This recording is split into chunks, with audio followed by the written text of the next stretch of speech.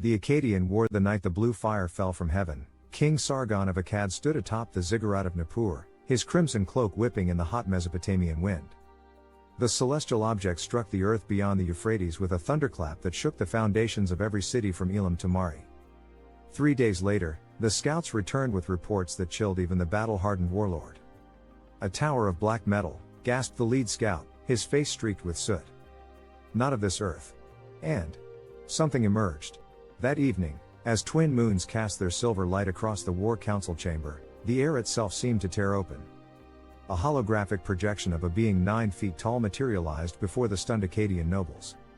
Golden armor encased its muscular frame, and its eyes burned with the cold fire of distant stars. "I am Enlil," the voice boomed, vibrating in their bones. "Son of Anu, Lord of the Command. And you, Sargon of Akkad, have been chosen." Deep beneath Nippur, in a chamber older than human civilization, Sargon beheld the ancient star map. Etched on indestructible orichalcum plates, it depicted Earth as but one world among dozens, connected by shimmering pathways across the void. "Your ancestors called us gods," Enlil intoned, his holographic finger tracing a route to a crimson planet. "Nibiru. Our home dies, its atmosphere failing. The gold we seeded in your mountains was meant to save it. Until the humans my brother created stole it all." Ninkursag, the geneticist goddess, stepped forward from the shadows. Her 6-fingered hands unrolled a papyrus showing the Sumerian city-states. "Your enemies guard what we need. Uruk. Yor. Lagash. Their priests still worship our traitor brother Enki, who foolishly loves your kind and helped them to steal our gold. In return? Every ounce of gold from Sumer's vaults," Enlil demanded. As dawn broke, Sargon emerged from the ziggurat transformed. His eyes now glowed faintly gold where the gods had touched him. Meanwhile, in Babylon, the Akkadian forces unveiled their first terror, the storm bow.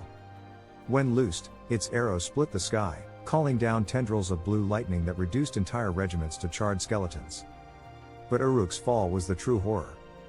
As Sargon's main force assaulted the gates, Ninkursag unleashed her Irma.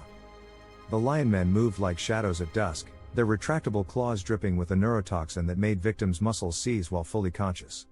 Citizens whispered of watching their own disembowelment by golden-eyed demons.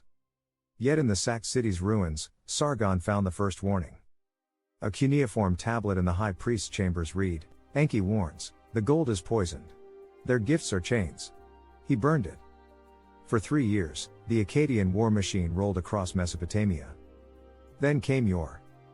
The moment Sargon's forces breached the outer walls, the ground trembled. From hidden chambers beneath the ziggurat, Sumerian priests emerged bearing crystalline orbs that pulsed with sickly green light. "The tears of Enki," screamed an Akkadian captain before the first orb struck. Where it shattered, reality itself seemed to fray. Men's flesh sloughed off in bubbling sheets. Others simply unfolded, their bones elongating grotesquely before snapping like dry twigs. The Irma fared worst, their enhanced biology causing them to literally explode from within. That night, as Sargon tended his own oozing wounds, the sky chariot suddenly deactivated. The lightning blades crumbled to rust. And Enlil's voice came one final time, "You disappoint us, little king." Formerly conquered cities rose up, now armed with surviving tears. The Irma turned feral, forming packs that hunted both sides indiscriminately. In the end, Sargon stood alone in his throne room as the mob stormed the gates. Before him hovered a new hologram, Enki, his face lined with sorrow. "They used you as they once used all humanity," the renegade god whispered. "We were slaves to their machines before you. Now you know the truth." As the doors shattered, Sargon plunged his ceremonial dagger into the hologram's heart. The explosion lit up the Mesopotamian night for miles. Centuries later, Babylonian archaeologists would uncover the ruins of Akkad. Beneath the shattered throne, they'd find a mummified corpse fused with strange metal filaments, a still-active holographic star map, and most chilling, a single orichalcum tablet bearing Sargon's final words, "They will return. And when they do, show them no mercy. For the gods are hungry, and earth is but a larder."